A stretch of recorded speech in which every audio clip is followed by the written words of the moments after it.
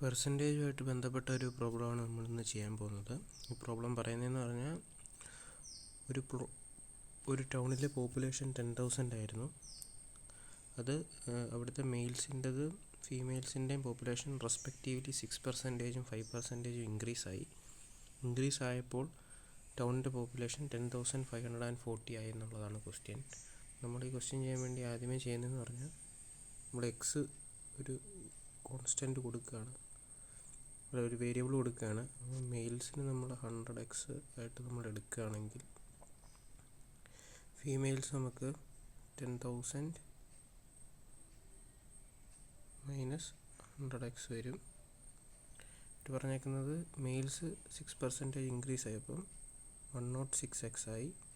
Females 5% increase ആകുമ്പോൾ നമുക്ക് 10,000 × 105/100 എന്ന് വരും. അത് നമുക്ക് 105,000 എന്നാവും.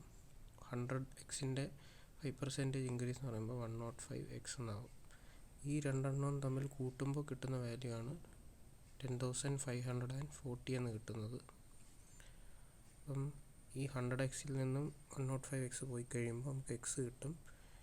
ഈ 10,500 അപ്പുറം പോകുമ്പോൾ നമുക്ക് 40 എന്നുള്ള വാല്യൂ കിട്ടും. അപ്പോൾ x = 40 ആവും.